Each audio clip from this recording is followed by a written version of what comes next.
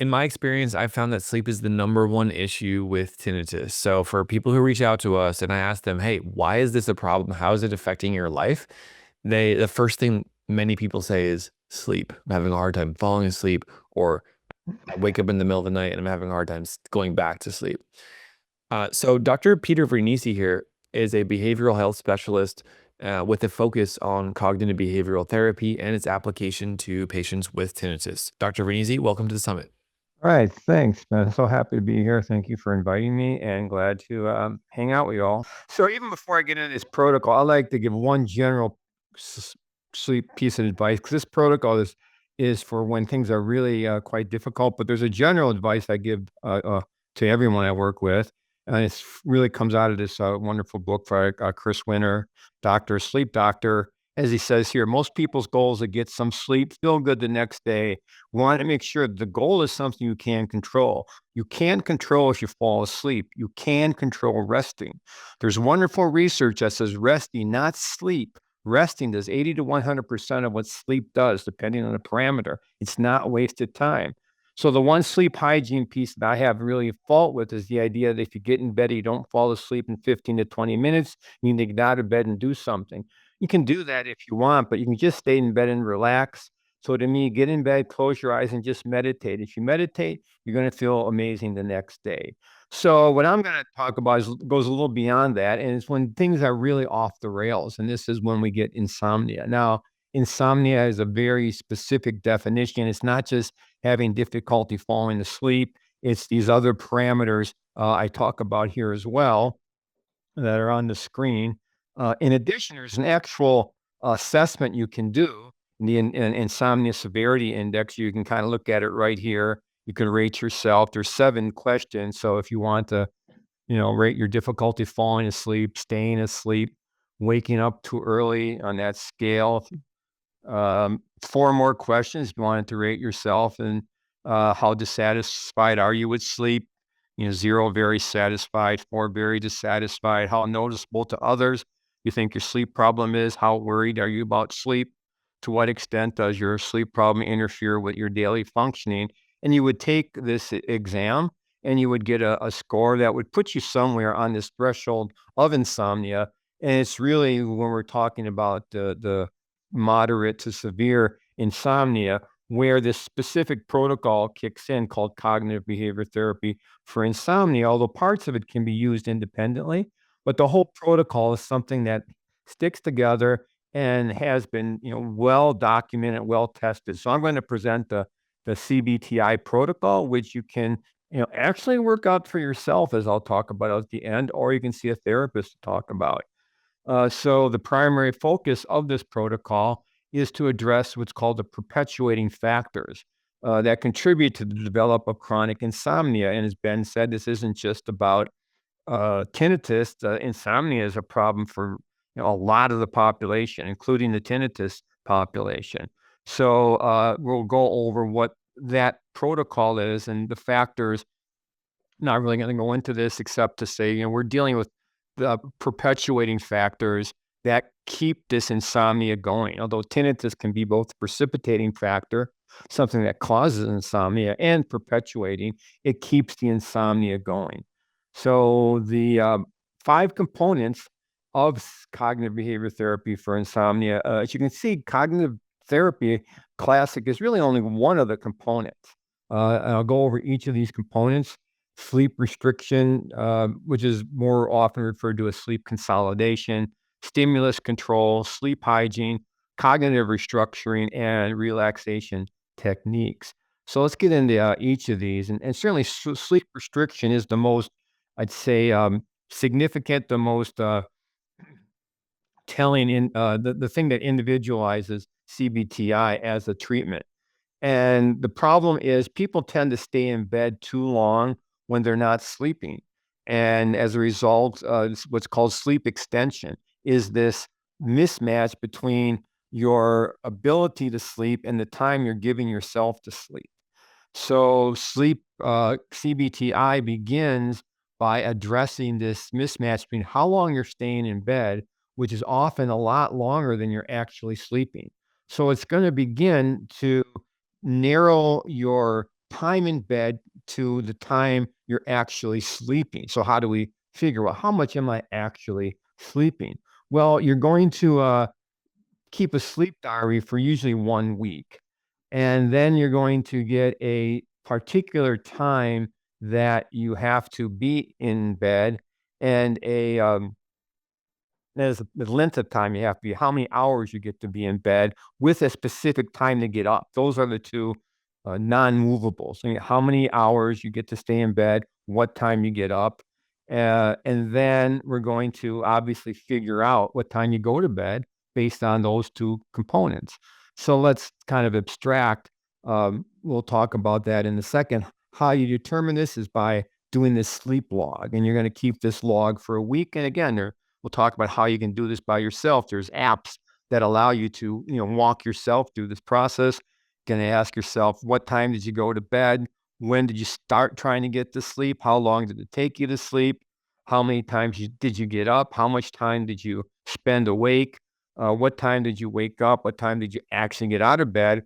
And then how much sleep did you actually get? And then rating the quality of it and whether you napped or not. So you're going to track all this information for a week.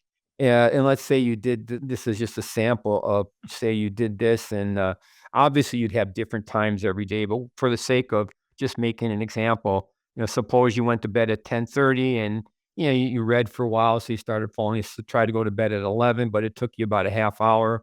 You woke up a couple times and it was difficult to go back to bed and it took about an hour. And you got up at 5:30 again. Not too early. I'm gonna lay there for a while. You laid there for an hour, right? So, it might look like you got 8 hours of sleep. "Oh, I went to bed at 10:30. I got up at 6:30." How much time did you actually get? You actually got 5 hours of sleep out of all that. Um, so that's gonna be and you usually get up at 6 o'clock, let's say, so your starting time is actually gonna be 1 o'clock. If you're 1 in the morning, if you're gonna start this protocol.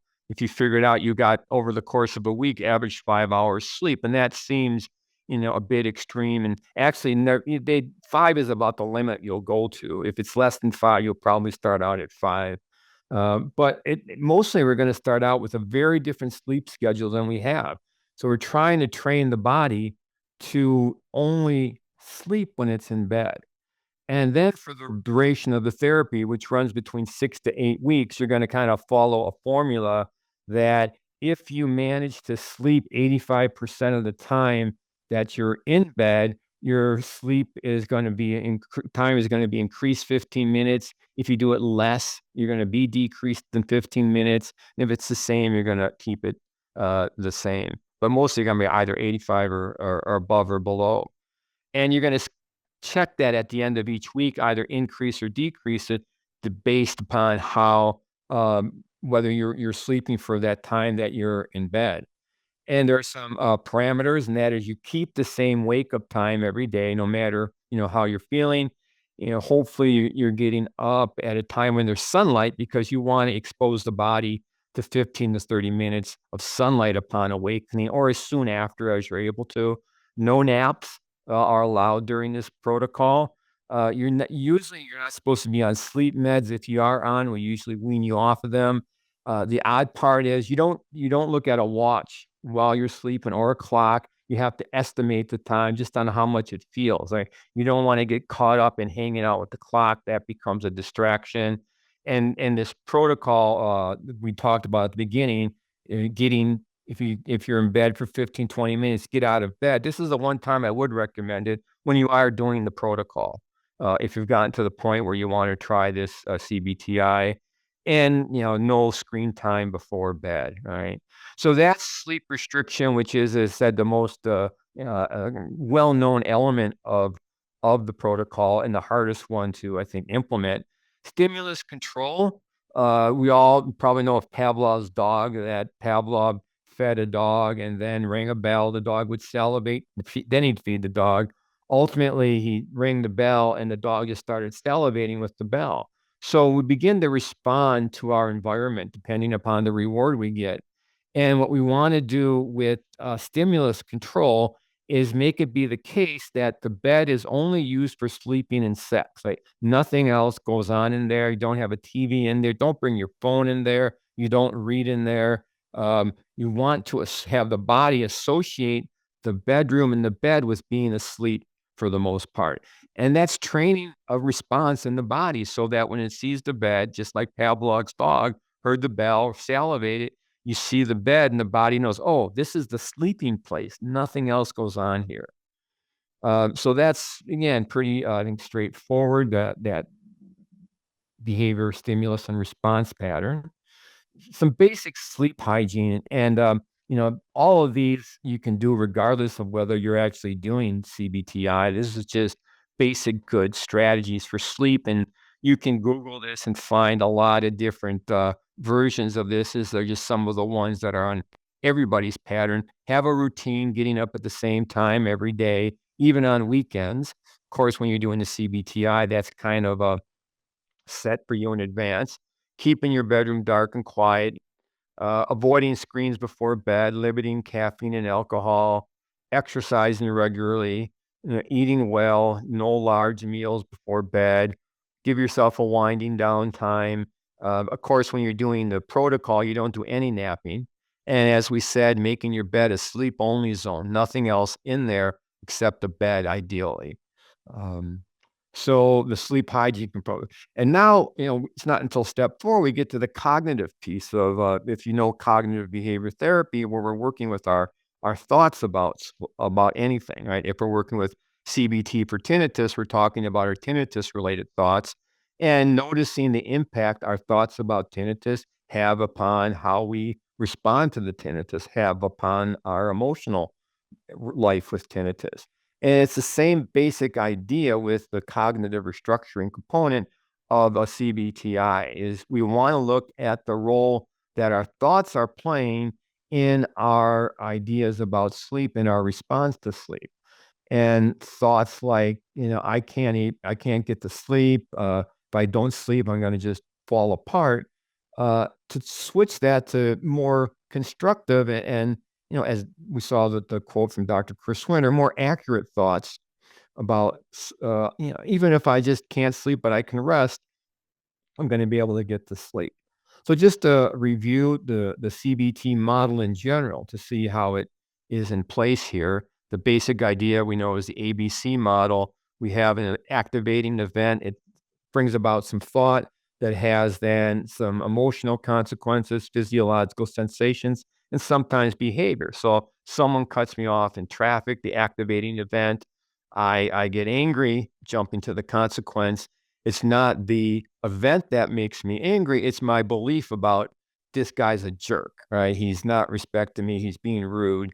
And it's that thought, that belief that drives the emotion and not the actual event. And it's the same way with our thoughts about sleep. It's our thoughts about sleep that drives our some of the emotional responses that increases or drives the insomnia.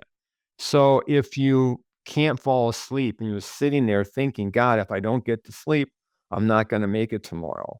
All right. What's that going to make you feel? Right. Anxiety, panic, the behavioral response is going to be insomnia, driven by this panic and anxiety caused not by the fact that you can't sleep, but by your belief about it. As it's why I started with the research from Chris Winter is we know that if you get rest and not sleep, it gives you most of the restoration that you need when it comes to sleep. And so, if instead, when you can't sleep, you tell yourself, there are meditation techniques I can use, podcasts, things I can put on and listen to that are going to provide essential sleep like restoration. That's going to allow you to relax and calm down. And not only will that be a more comforting than panicking, but once you calm down, you're more likely to get to sleep than if you're anxious. Right. So it has kind of a double benefit working with our thoughts about sleep. So that's another component of CBTI, but as you see, it's not the main component, not even certainly not the only component, and not the main component, but an important component because our thoughts about sleep drive a lot of what happens.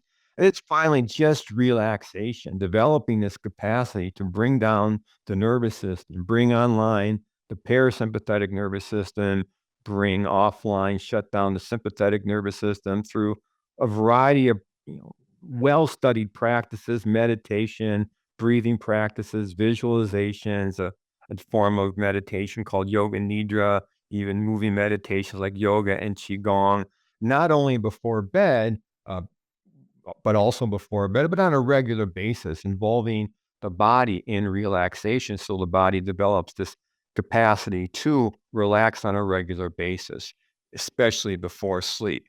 So that's the protocol in a nutshell.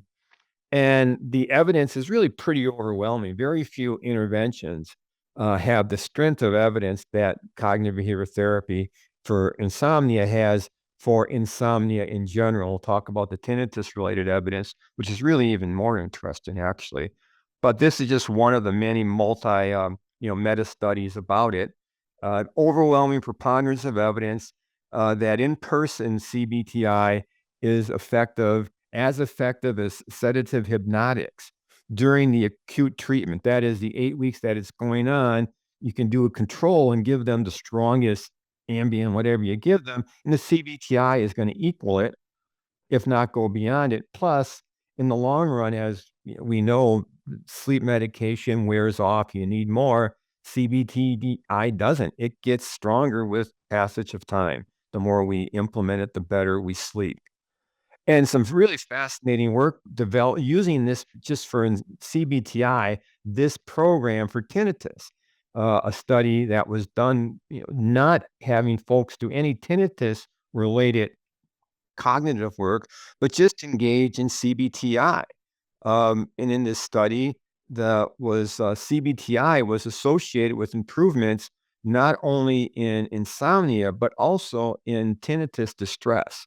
And you can look this study up online, cognitive behavior therapy for insomnia, evaluating a new approach. So not only did folks sleep get better, but their tinnitus distress improved by clinical measures just by working with the sleep.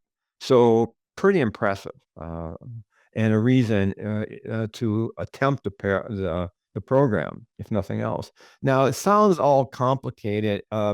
And it's really not when you start putting the pieces together. It's something you can do yourself.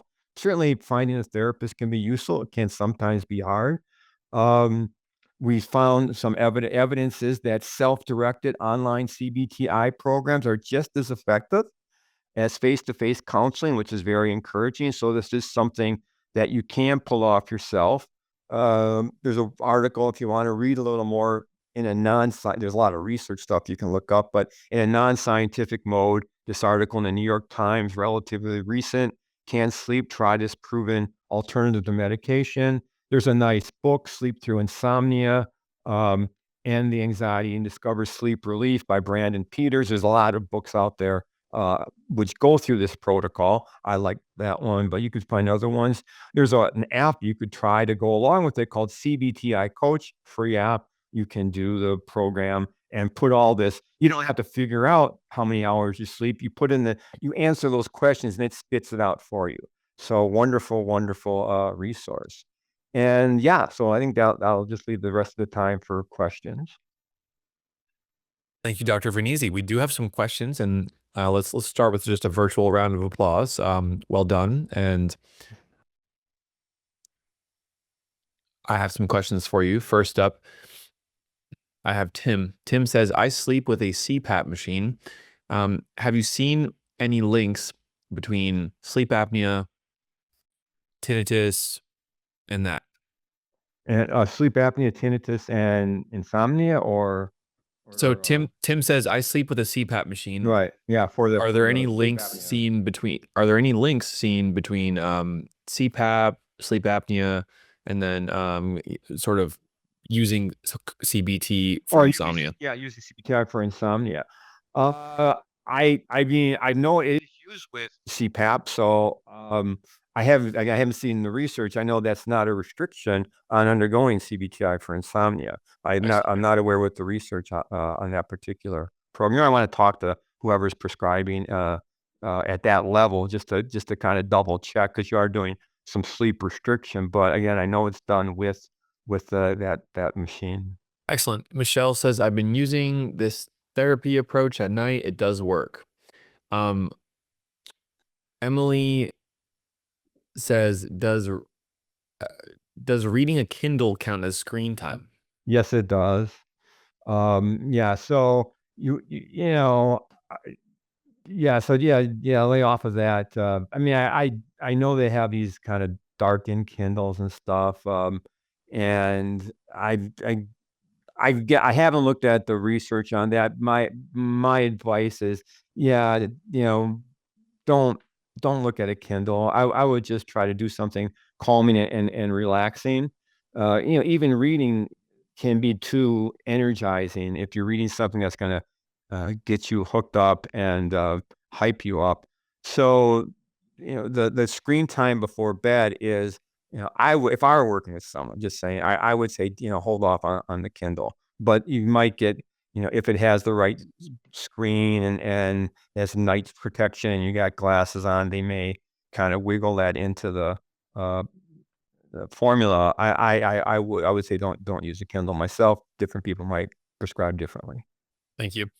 And there's a question here from Sam. When I can't sleep and I get out of bed, what do I do then? Well, okay, so yeah, good question. So when you're in the protocol, yeah, it has you do very low key activity, something that's not stimulating. Maybe some reading, light reading, not with bright lights on. Again, I would have not people use a Kindle.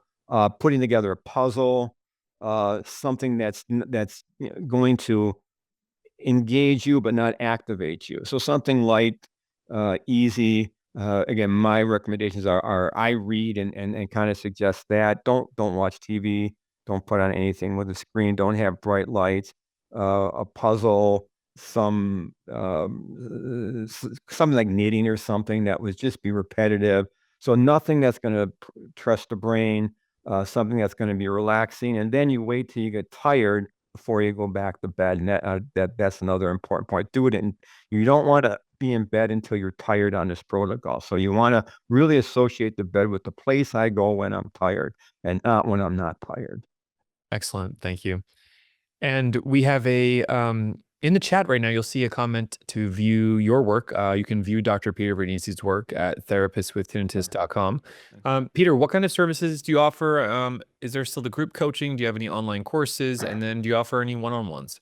Yeah, all of the above. I actually will be starting in March an 8-week protocol using the mindfulness-based cognitive therapy, which has actually been the protocol that's been used for most of the major studies in the last years on mindfulness. It's an 8-week program designed growing off of mindfulness-based stress reduction.